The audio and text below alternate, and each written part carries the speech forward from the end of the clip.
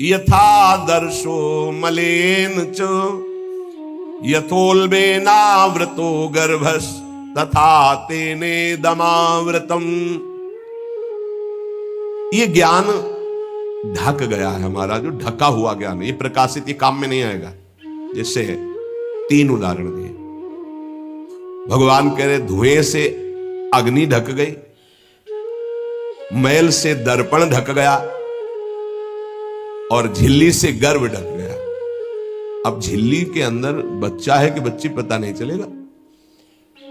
दर्पण है, हम काले हैं कि गोरे हैं पता नहीं चलेगा, क्योंकि मैल से धुआं होने के कारण पता नहीं चलेगा कि अग्नि है, पर बहुत जल्दी उसमें अग्नि प्रकाशित की जा सकती, फूंक मारो अग्नि पैदा हो जाएगी। भगवान ने 3 उदाहरण दिए। उपासक में ये 3 तरह से ज्ञान ढक जाता है, तब काम अपना प्रभाव दिखाता है। 3 इसकी स्थितियां हैं। जैसे धुएं से अग्नि ढकी रहती है, ऐसे ही काम विवेक को, ज्ञान को ढक देता है। बुद्धि में निर्णय निकल रहा है, ये तो गलत है, नहीं करना चाहिए। सात्विक, राजसिक, तामसिक, ये बुद्धि की 3 प्रवृत्तियां हैं, 3 गुणों के अनुसार। कर्तव्य अकर्तव्य का ठीक ठीक निर्णय करने में समर्थ है सात्विक बुद्धि। राजसिक बुद्धि ठीक निर्णय नहीं कर पाती, असमर्थ होती है कर्तव्य का। और तामसिक उल्टा ही निर्णय करती है। ठीक निर्णय करने की सामर्थ्य सात्विक बुद्धि में है। अब जीव ही भोग इच्छा प्रकट हुई, धुआं पैदा हो गया, भोगों की ना भोगों, पाप तो नहीं बन जाएगा। धुआं है, इसका मतलब अग्नि है, ज्ञान है उसके अंदर। अब अगर उस समय उसको सत्संग मिल जाए, कोई संत की बात चलने लगे, उसका चिंतन वो रोक पावे, तो मानो फूंक मारना है। जैसे धुआं उठ रहा है, 1 2 3 फूंक मारो, आग लग गई, प्रज्वलित हो गया, बच गया। ये पहला बहुत सरल है, बच जाना काम से। धुआं हो जाने पर दिखाई नहीं देता क्या है, क्या ठीक है क्या नहीं ठीक है, पर फूंक मारो तो आग उठी, धुआं खत्म हुआ। ये ज्ञान हो रहा है, बीच बीच में जलन हो रही कि भोगूं कि ना भोगूं, अच्छा है कि नहीं अच्छा है, कहीं पाप तो नहीं हो जाएगा, कहीं गलती तो नहीं हो जाएगी, पर वो धुआं है, नहीं भोग लेते हैं, अवसर मिला है, समय मिला है, भोग ले। ये उस समय उसको चाहिए, तत्काल कोई सहयोगी चाहिए विवेक का। परमार्थिक मार्ग में धुआं पैदा कर देगी। साधक अगर सावधान हुआ तो तत्काल प्रयासरत हो जाता है इस धुएं को हटाने के लिए। फूंक मारने का मतलब कीर्तन शुरू हो गया, वो सत्संग शुरू हो गया, किसी संत के पास तत्काल बैठ गया, उसकी वाणी सुनने लगा, वो धुआं खत्म हुआ। फूंक लगी, आग जली, धुआं खत्म। ठीक निर्णय होगा, नहीं नहीं ऐसा नहीं करना। उत्पत्ति विनाशशील जड़ वस्तुओं में प्रियता, महत्ता, सुंदरता, सुखद रूपता, ये काम पहले पैदा करता है। ये सत्य है, इसमें सुख मिलेगा, इसमें बहुत सुख मिलेगा। अब ये धुआं बढ़ता चला जा रहा है, कैसे सुख मिलेगा, लाखों लोग भोग रहे हैं, कैसे सुख, कैसे तुम मुझे बावरा बना सकते हो, नहीं नहीं गलत है। ये है धुआं को हटाना, फूंकना। अरे अन्य शरीरों की अपेक्षा है मनुष्य शरीर सर्वश्रेष्ठ है, इसमें विवेक है, हम कैसे ऐसा पशुवत आचरण कर सकते, नहीं अरे मन नहीं, तेरी सलाह नहीं। अब वो फूंक रहा है, आग पैदा कर रहा है, ज्ञानाग्नि पैदा कर रहा है। पर बहुत प्रवीण साधक नहीं, उससे प्रवीण मन है, वो सुख को सुख मानकर भोगने की लालसा प्रबल होने के कारण वो धुआं नहीं हटा पा रहा, वो उसी में और राग कर रहा है। प्रथम अवस्था में हटा लिया तो हटा लिया, नहीं दूसरी अवस्था में बहुत ही भयानक स्थिति हो जाएगी। ये अवस्था बदलने में देर नहीं लगती, कहने में देर लगी। दूसरी अवस्था हो जाती है दर्पण में ढका हुआ मैल। उसमें तो फूंक केवल मारनी थी कि आग प्रज्वलित हो गई, क्योंकि तैयार एकदम ज्ञान है, पर धुआं जैसा ढक गया, काम ने ढक दिया। जब दूसरी स्थिति आई उसी उपासक की कि इसका प्रायश्चित भी तो हो सकता है, अब वो मल लग गया। जैसे दर्पण में गाढ़ा मल पोत दिया जाए तो बिल्कुल दिखाई नहीं देगा कि हमारा रूप कैसा है, अब बिल्कुल विचार शून्य होता चला जा रहा है। यथा दर्शो मलेन च, जैसे मैल से ढक जाने पर शीशा, दर्पण, वो दिखना एकदम बंद हो गया। उसमें तो दिख रहा था, धुआं है, आग है, मतलब विवेक काम कर रहा था थोड़ा। फूकने की जरूरत थी, ज्ञान के प्रज्वलित करने की जरूरत थी, पर वो उधर ना की तरफ वृत्ति न ला करके हां की तरफ वृत्ति ले आया तो दूसरी सीन पैदा हो गई स्थिति। जैसे दर्पण में मल ऐसे लगा दो तो बिल्कुल नहीं दिखेगा, और वो बिल्कुल निर्णय नहीं कर पा रहा। सतोगुण में निर्णय करने की क्षमता होती है, रजोगुण में निर्णय करने की क्षमता खत्म हो जाती है और निश्चित हो जाता है कि भोग में सुख है। ऐसी कामना का वेग बढ़ा तो ये भूल गया कि मैं साधक हूं, मेरा कर्तव्य क्या है, मैं अकर्तव्य करने जा रहा हूं, ये भूल गया। क्योंकि जैसे दर्पण में ढक गया तो भूल गया, दर्पण में दिखाई देता मैं कौन हूं, तो ज्ञान रूपी दर्पण ढक गया काम से, अब ये उसकी सोच ही खत्म हो गई। अंतःकरण में इतना महत्व पैदा हो गया कि विकलता हो गई उसके अंदर। अब यही उसके पतन का कारण बन गया। इतना महत्व बढ़ गया कि निर्णय करने की क्षमता खत्म हो रही है कि मैं एक साधक हूं, मैं उपासक हूं, पापाचरण नहीं करना चाहिए। ये किसी का भी हो सकता है। पहली दशा बहुत जल्दी हटा जा सकता है, फूंक मारी हट गया, आग पैदा हुई ज्ञान की, नहीं नहीं। दूसरी दशा गुंजाइश है थोड़ी, उसको ऐसे पोछना पड़ेगा, समय लगेगा, पोछना पड़ेगा, तब दिखाई नहीं नहीं। दूसरे में संभलना रजोगुण, ये ठीक है, ये नहीं ठीक है, क्षमता खत्म हो चुकी। पहले में क्षमता थी, दूसरे में क्षमता खत्म हो गई।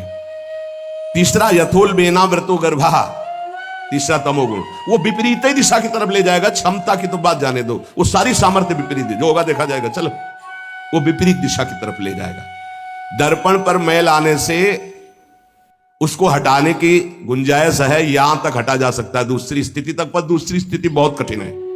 हटने की स्थिति अब खत्म हो चुकी, लगभग पर हटा जा सकता है, लेकिन तीसरी में तो हटा ही नहीं जा सकता। जैसे झिल्ली से ढके गर्भ का ये पता ही नहीं है कि बच्चा है कि बच्ची है, ऐसे तृतीय अवस्था में ये पता ही नहीं रहता मैं गलत कर रहा हूं या गलत करने जा रहा हूं। विवेक ही काम नहीं करता, वो उसे सुख और अपना जीवन मान लेता है। अगर उस कामना में बाधा पड़ी तो तमोगुण की वृत्ति बढ़ जाती है और क्रोध पैदा हो जाता है। क्रोध जब अपना स्वरूप धारण करता है तो हिंसा पैदा कर देता है, सम्मोह पैदा कर देता है। सम्मोह स्मृति का नाश किया और बुद्धि भ्रष्ट हुई, नष्ट हो गया साधक। ये सर्वनाश करने वाला काम। सम्मोह माने मूढ़ता, घोर मूढ़ता, कुछ निर्णय करने की सामर्थ्य नहीं रह गई। पशुवत, एकदम पशु। अब उसमें जब वाणी खुलेगी तो झूठ, आचरण होंगे तो कपट, व्यवहार होगा तो बेईमानी, कर्म होगा तो अन्याय और पाप, गुस्सा आएगी तो अत्याचार, हिंसा, इसके सिवा कुछ नहीं।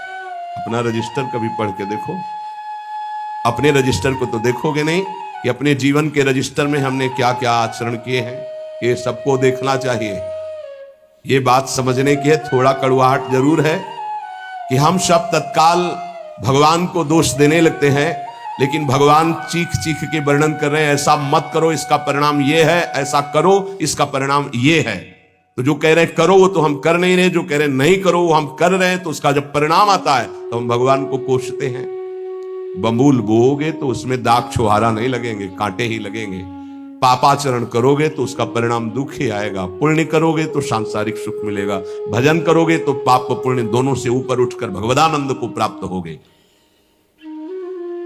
कामना में तदाकार ना होने पावे तब तक बचा जा सकता है। जहां तैयारी बनी सुख भोग की और राजी हो आपने दस्तखत कर दे, अब आपको भगवान ही बचा सकते हैं, दूसरा कोई नहीं। उस समय भगवान ही कोई ऐसी लीला कर दे तो बच सकते हो, अन्यथा नहीं बच सकते। तदाकार होना साधक का सर्वनाश हो जाना है। काम में तदाकार होना, 1 2 4 बार अगर आप ऐसी अवहेलना करेंगे तो आपका साथ देगा आपका हृदय और जलेगा, धिक्कार करेगा, बार बार कहेगा गलत है, कान पकड़ेगा, अब की बात नहीं। आगे बढ़ गए, ज्यादा मलिन हृदय हो गया तो आनंदित हर्षित होने लगेगा, आज ये भोगा कल वो भोगूंगा, और वो पापाचरण में हर्षित होकर आगे बढ़ जाता है।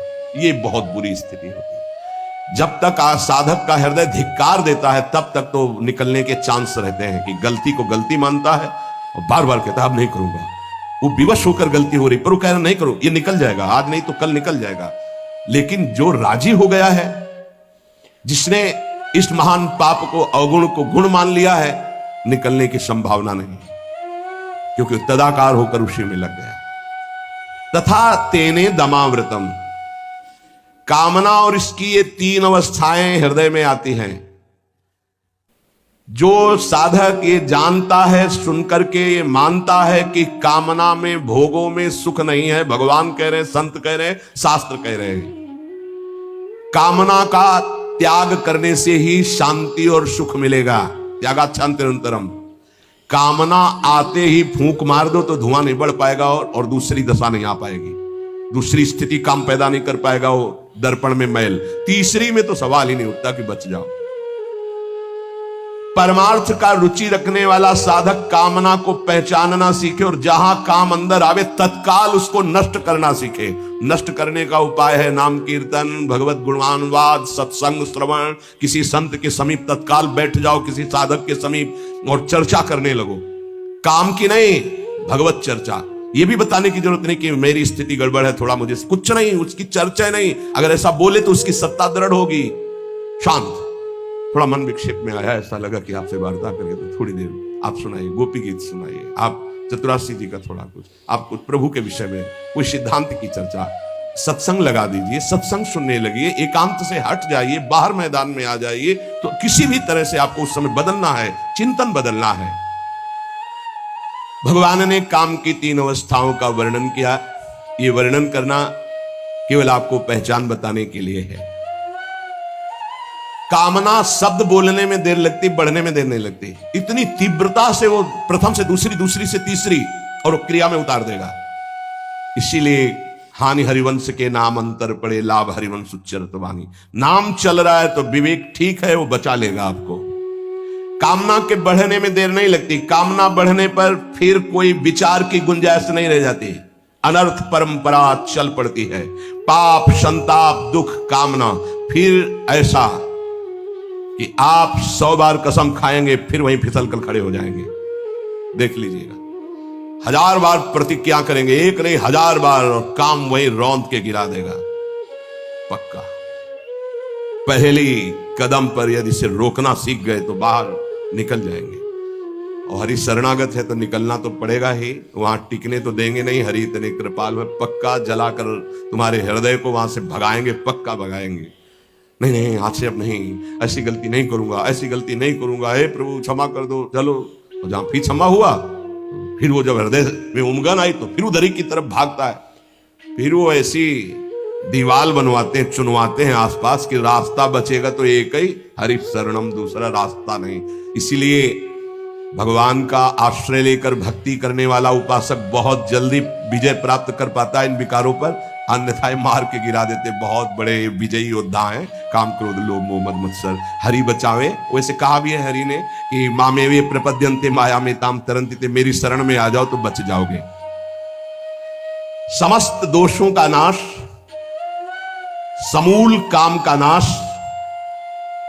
समस्त संबंध विच्छेद, ये एकमात्र भगवान का आश्रय लेकर भजन करने से हो जाते। घबराना नहीं। प्रार्थना है अपनी तरफ से, 1000 बार फिसल जाए तो 1001 बार भी हिम्मत रखें, पड़े ना रहे। आखिरी श्वास तक हम बाजी जीतने की कोशिश करेंगे, क्योंकि ये खिलाड़ी किसी और के नहीं, हरि के ही हैं। ये काम, क्रोध, लोभ, मोह, मद, मत्सर ये किसी और की सामर्थ्य से सामर्थ्यवान नहीं, मेरे स्वामी की ही सामर्थ्य से सामर्थ्यवान है। जिस दिन हमारा अहम धूल धूसरित हो जाएगा तो 1000 के बाद भी हम उन पर विजय प्राप्त कर लेंगे। इसलिए किसी भी स्थिति में कोई भी उपासक निराश तो होवे ना। प्रशंसनीय वो है जो इस समय विकार से लड़ रहा है, हर विकार को रौंद रहा है और अपने हृदय की मलिनता को सामने रख रहा है। कौन है हृदय की मलिनता को रखता है?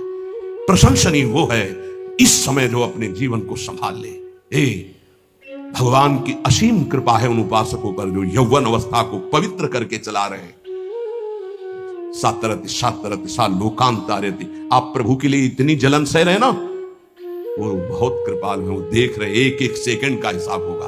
आप लोग ऐसा ना समझे कि आप जो कष्ट सह रहे हैं, आप जो जल रहे हैं, आप जो बेगों को सह रहे हैं, तो इसका कोई परिणाम नहीं, भगवान बिक जाएंगे। ध्यान रखना, वो देख रहे हैं, उनके लिए तुम सह रहे हो, उनके लिए सह रहे हो। समस्त विषयों का आक्रमण साधकों के हृदय में था। वो क्या जाने विषय पुरुष, जो मनाया सो खा लिया, जो मनाया देख लिया, जो मनाया भोग लिया, जो मनाया सूंघ लिया। चलो एक साइड में आके देखो तब तुम्हें पता चलेगा। इसलिए हमारी प्रार्थना मानना, कभी भी किसी भी स्थिति में उदास, निराश और कदम पीछे मत हटाना। आखिरी श्वास तक योद्धा दुश्मन को परास्त करके विजय श्री की आशा रखता है। और हमारी आशा इसलिए पूरी होगी कि हमारे साथ प्रियालाल है। नागरी दासी जन्म जितायो, बलिहारी बलिहारी। ये क्या जाने, ये तो जरा सा छींक दोगे तो तैयार हो जाएंगे हो हल्ला मचाने में। ये साधना जानते हैं क्या? ये चढ़ाई चढ़े हैं क्या? कि फिसलने वाला कितना मेहनती होता है, जो चढ़ के जाना चाहता है फिसल रहा है, उसे कौन जानता है। इसीलिए बड़े बड़े महापुरुष इस बात को, साधकों को प्रोत्साहन देते रहते। विषयी जी थोड़ी जानते, विषयी जी तो जरा सी बात हुई ना तो तोप बना करके, वो अपना रजिस्टर देखो पूरा काला, कभी नहीं वो देखेंगे लौट के। हाँ, एक बिंदु अगर कहीं चिट्ठी आ गई है ना तो हो हल्ला मचा देंगे। साधक ऐसा साधक है, 1000 बार परास्त होने पर भी